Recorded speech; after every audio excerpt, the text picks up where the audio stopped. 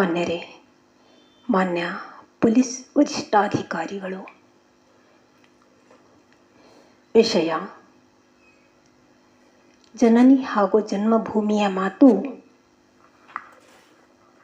ಎಲ್ಲ ಕಡೆಗೂ ಹರಡಿಸಿ ಅಮ್ಮನವರ ಹಾಹಾಕಾರ ಕಡಿತಗೊಳಿಸುವ ಉದ್ದೇಶದಿಂದ ನಾನು ಮಾನ್ಯ ಹೆಚ್ಚುವರಿ ಪೊಲೀಸ್ ಅಧೀಕ್ಷಕರಿಗೆ ಮನವಿ ಪತ್ರ ಸಲ್ಲಿಸುತ್ತಿದ್ದೇನೆ.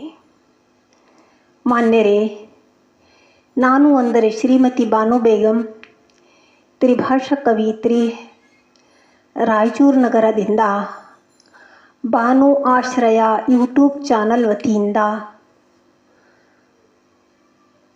ಮನವಿ ಪತ್ರ ಸಲ್ಲಿಸುವುದೇನೆಂದರೆ, ಮಾನ್ಯರೇ,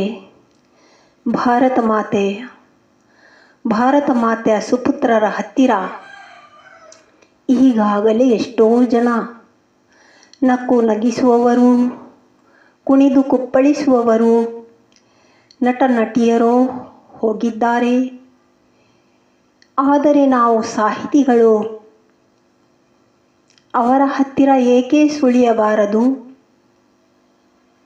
ಕಾರಣ ಮಕ್ಕಳ ಹಾಗೂ ಮಹಿಳೆಯರ ಅಭಿವೃದ್ಧಿಗಾಗಿ ದುಡಿಯುವ ನಾವು, ಮಕ್ಕಳ ಹಾಗೂ ಮಹಿಳೆಯರ ಅಭಿವೃದ್ಧಿಗಾಗಿ ದುಡಿಯುವ ನಾವು ತಮ್ಮ ಡಿಪಾರ್ಟ್ಮೆಂಟ್ ಬಗ್ಗೆ ತುಂಬ ಅಭಿಮಾನದಿಂದ ಕವನಗಳನ್ನು ಬರೆದು ಈಗಾಗಲೇ ನನ್ನ ಗ್ರಂಥ ಮಾನ್ಯ ಸಚಿವರ ಶುಭಹಸ್ತದಿಂದ ಬೆಂಗಳೂರಿನಲ್ಲಿ ಬಿಡುಗಡೆಯಾಗಿದೆ.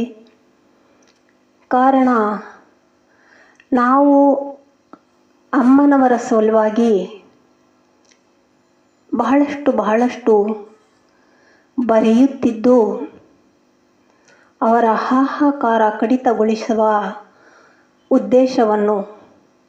ಉದ್ದೇಶದಿಂದಲೇ ಒಂದು ಅಪರೂಪದ ಯೋಜನೆ ಸಿದ್ಧಪಡಿಸಿದ್ದೇವೆ. ಅದರ ಹೆಸರು JJB, ಅಂದರೆ ಜನನಿ ಜನ್ಮಭೂಮಿ. ಈ ವ್ಯವಸ್ಥೆ ಕಾರ್ಯರೂಪಕ್ಕೆ ಬಂದರೆ ಬಡವರ ಬವಣೆ ಬೇರು ಸಹಿತ ಕಿತ್ತಿಬಿಡಲಿಕ್ಕೆ ಸಾಧ್ಯ.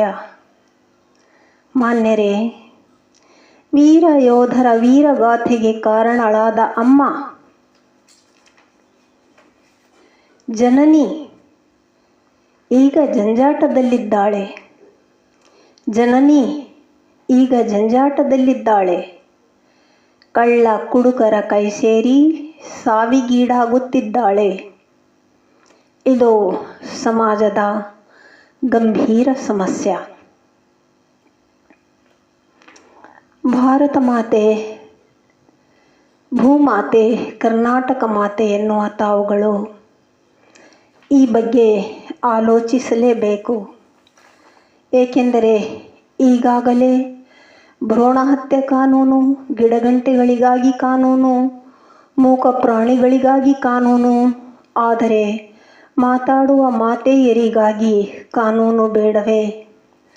ನವಿಲಿನ ಚಿಂತೆ, ನಾಯಿಯ ಚಿಂತೆ, ಆದರೆ ತಾಯಿಯ ಚಿಂತೆ ಬೇಡವೇ? ಮಾನ್ಯರೇ, ಈ ಬಗ್ಗೆ 1000 ಪುಟ ಬರೆದರೋ ಸಾಲದು. ಕಾರಣ ತಾವುಗಳು ಭಾರತ ಮಾತೆ, ಭೂಮಾತೆ, ಕರ್ನಾಟಕ ಮಾತೆ, ಮಾತೋಶ್ರೀ ಎನ್ನುವ ತಾವುಗಳು ನಮ್ಮ ಈ JJBಗೆ ಎಲ್ಲರೂ ಸಹಕರಿಸುವಂತೆ ಆಜ್ಞೆ ಹೊರಡಿಸಬೇಕಾಗಿ ಈ ಮೂಲಕ ಮನವಿ ಪತ್ರ ಸಲ್ಲಿಸುತ್ತಿದ್ದೇನೆ. ಏಕೆಂದರೆ ನಾವು ಮುಂದೆ ಬಾಯಾರಿದವರೇ ಬಂದು ನೀರು ಕುಡಿಯಿರಿ ಎಂಬ ಬೋರ್ಡ್ ಹಾಕಿ ಅಮ್ಮನವರನ್ನು ದಕ್ಕಿಸಿಕೊಳ್ಳ ಬಯಸುತ್ತೇವೆ. ಕಾರಣ ಹುರುಪು ಇರುವಾಗಲೇ ತಾವು ಈ ಪುಣ್ಯದ ಕೆಲಸಕ್ಕೆ ಸಹಕರಿಸಿರಿ ಹಾಗೂ ಎಲ್ಲರೂ ನಮಗೆ ಸಹಕರಿಸುವಂತೆ ಆಜ್ಞೆ ಹೊರಡಿಸಬೇಕಾಗಿ ಪೊಲೀಸ್ ಇಲಾಖೆಗೆ ಈ ಮೂಲಕ ಮನವಿ ಪತ್ರ ಸಲ್ಲಿಸುತ್ತಿದ್ದೇನೆ. ಧನ್ಯವಾದಗಳು.